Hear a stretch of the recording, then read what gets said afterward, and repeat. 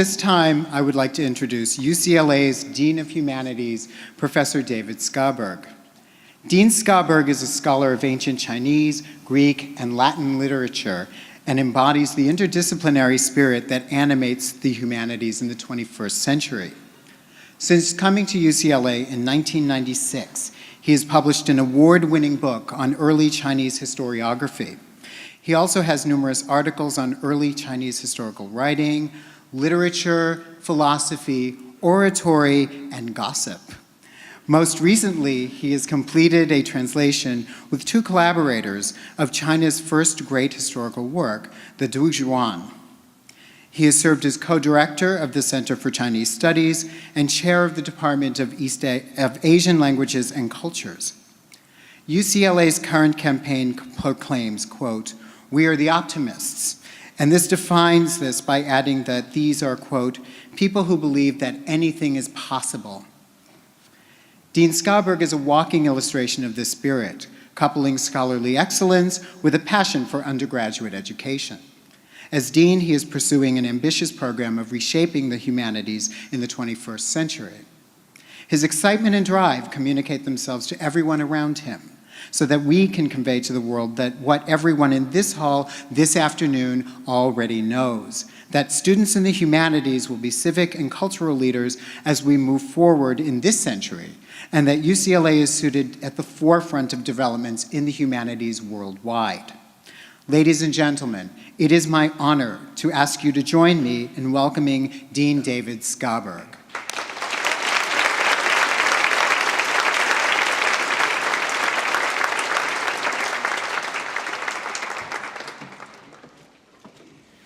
Thank you very much. I'd like to take a moment first to congratulate all of our graduates here today and to wish you the best of luck in your future endeavors. If you were with us last night at the college commencement, you know that it's possible to whip up quite a lot of partisan fervor on behalf of the Humanities Division. There's much to say about why we have advantages going forward that perhaps some of our colleagues in other disciplines don't have. But I think speaking clearly, writing persuasively, and so forth.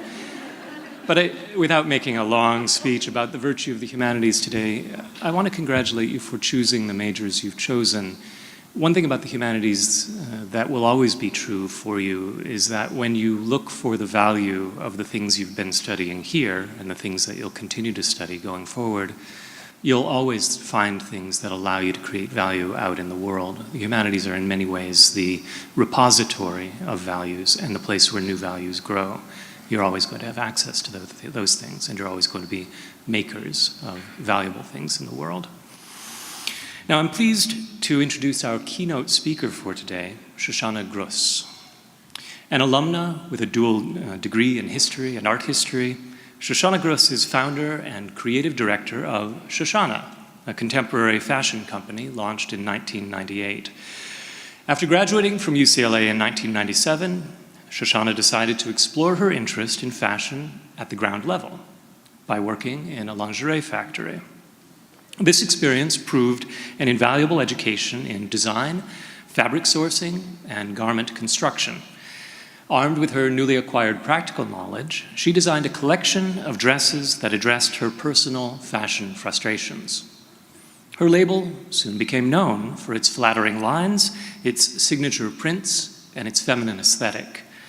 In 2001, she revolutionized the industry when her brand became the first to market swimwear as separates with lingerie-inspired sizing.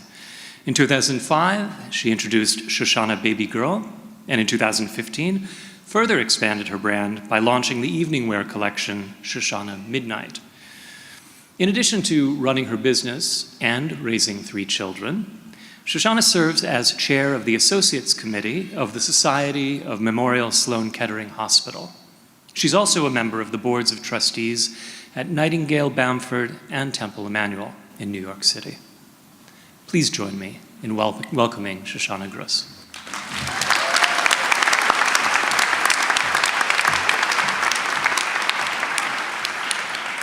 Thank you. Thank you, Mr. Schaberg. It is such an honor to be back here at my beloved alma mater. First, I want to extend my condolences to the families affected by last week's tragedies and say how proud I am and touched by how the Bruin community came together. That resilience and camaraderie reminded me so much of conversations I often had with my mother and father. Both of my parents are Holocaust survivors born during the final years of World War II. Growing up, I heard unthinkable stories, how every member of their family was murdered, how all of their possessions were taken, and that the only reason my parents are here is because my grandparents had the drive to live and not give up. I often wondered how they could stay so optimistic and continue to move forward when faced with such hopelessness. They told me the most defiant thing you can do in situations like that is to keep on going. I have always lived my life and run my business with the same determination to never give up and see obstacles as opportunities. I also am often reminded, even on my worst days, how much more difficult life can be. So let's keep living and turn our attention to graduation. After all, this is a defining milestone and achievement to be celebrated. When I was first asked to speak here, I thought, what could these students at this esteemed university learn from me? When I sat where you are sitting 20 years ago, I was so excited. I was pretty confident, but I had absolutely no clue what I wanted to do with the rest of my life. Today, when college graduates just like you, wanting a career in fashion or to start their own line, ask me, "Did you go to the Fashion Institute of Technology?" I tell them no. "Well, do you have an MBA then?" And I say, "No." And they ask me, "Well, then you must have majored in fashion design." And I again say, "No." They want to know, how was I able to start my business and be successful without that kind of education? Believe it or not, I actually chose my dual major in history and art history at the very last minute. Looking back, what you get from UCLA are the tools to solve problems, to continue to learn and to grow. But getting your degree today is the first chapter. Your education has truly just begun. When I left this campus, it was the summer of 1997.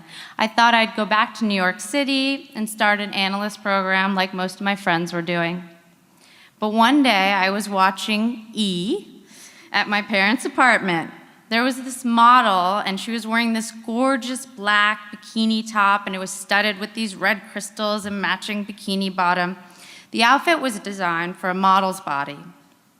I thought, I have an all right shape, but there's no way I could fit into anything like that. Very few of us could. I thought, why doesn't anyone make that for someone shaped like me? At that moment, I felt like an electric bolt, a tightness and a twisting in my body. I thought to myself, why don't I? So I started furiously sketching and plotting and planning, and from that moment on, I decided I'm going to start my own clothing line. A line that was inclusive of more body types. I didn't really worry about how. Because I had no experience in fashion, no business or merchandising experience, the practical doubts like, can I make money doing this? Can I design a whole collection? Or can I even get these clothes produced? Just never came to my mind. Because I didn't know what all the potential pitfalls were on the horizon, I didn't let fear hold me back. In other words, I wasn't afraid of what I didn't know. I tell you this because we all feel when we step out into the real world that having no experience is going to keep us from getting that first big break. But I invite you to see this in another way. My first piece of advice for you is to see your lack of experience as a gift, one that has the power to free you. It will allow you to dream a little bigger, be bold, and please follow your gut. That's how I was able to make my dream a reality within 1 year of graduating from UCLA. I learned my trade at an internship at a low-end lingerie factory, and after several months of 15-hour days and many, many, many wrong turns, Bloomingdale's placed my first order. It was for 300 dresses, which at the time sounded like the biggest order on the planet, but in actuality, it was really just a test order. It meant they were taking a chance on me, though. I was 23 years old when my dresses first appeared on the racks of a major department store. And that was actually the first time I had a tinge of fear. Looking out onto the floor of a sea of dresses, I thought to myself, oh my, what if nobody buys them? But thankfully they did. And if we sold out within a few weeks, and I knew that I was onto something. My concept had really touched a nerve with women, and now my clothes were in boutiques all over the country. Although I might have lacked the years of technical skills and business acumen, I realized my competitive advantage was that I knew how to think like a consumer. I knew what women wanted, and I knew what wasn't out there, and I could deliver it. Which leads me to another valuable lesson. If there is something that you need, that you feel is missing from the marketplace, that may very well be your opportunity. Nothing fit my unique shape. I was a customer that was being ignored, and that was the perfect recipe to start my own business.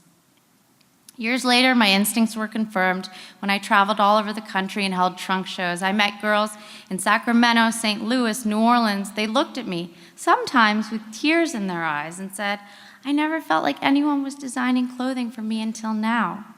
This meant more to me than all of my retail success. Just because no one has ever done something, that doesn't mean it can't be done, or that you could be the one to do it. It just may mean that no one has had the courage to try yet. This lesson applies to aspiring entrepreneurs, those heading to corporate America or the public sector, as well as those pursuing a career in education or at a not-for-profit. No matter where you are headed next, if there is a void, fill it. If there is a better way of doing business or making a difference in this world, then go for it. My big idea, I decided to launch swimsuits and sell the tops and bottoms of the bikinis separately. I also sized the swimsuits like lingerie, making them a better fit for more women. It seemed really obvious to me, but surprisingly, no one had really ever thought to do it. At 24, I never really had a grand plan to revolutionize swimwear. That was a bigger goal than I ever could have set for my company. People asked me throughout my career, what's your 5-year plan or your 10-year plan for the business? The truth is, I never had one, and if I stopped to think about it, why would I limit myself to one? Instead of being guided by some predetermined lofty goal, I'm more the type to go to work every day and get my hands dirty. When I started my company, I did every job, from ordering fabric to visiting factories. For years, our UPS man assumed I was the intern because I was always on the floor packing boxes. Regardless of whether it was year 1 of my business or year 16, I did grunt work. And you know what? I still do. I guess you could say I'm scrappy. Later in life, that perseverance, which I have to believe I inherited from my grandparents, kicked in when I was pregnant with my first child.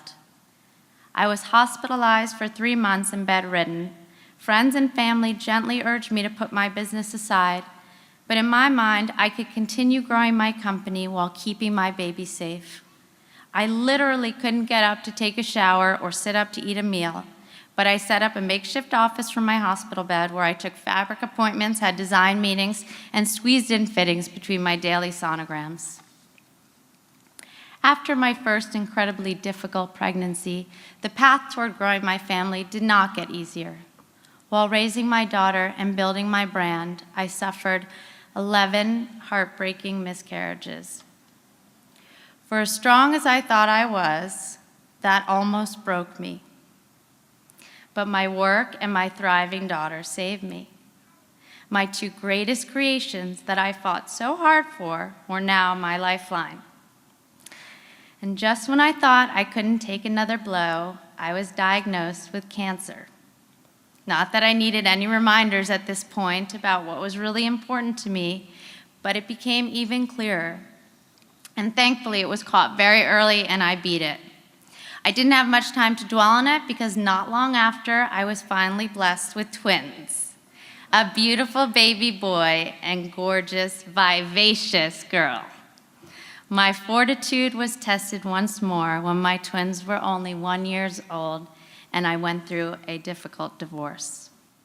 I mention these things not because they define me, but because they are part of who I am and they have made me that much stronger. Now I have 3 beautiful, delicious, fun, wild children who make me smile every day. Over the last 2 decades, I have seen many fashion labels come and go. I have been fortunate that my business has remained resilient over the last 20 years, despite the competitive landscape and changes in the industry. The Shoshanna brand is now in 500 stores worldwide. And what I've learned over those years, and what I hope you will remember, is my final lesson. Regardless of whether you are starting your career or 10 years in, or facing a personal crossroads in your life, keep that same scrappiness, that hunger, that determination throughout. Life is often a battle. You are always climbing uphill, but a Bruin never gives up. With that determination, venture out into the world with excitement about what you don't know and what lies ahead. All the unknowns, the struggles, the successes, it is all a gift. So class of 2016, take that gift, run with it, and make a decision to be unstoppable. Congratulations on this first chapter. Thank you.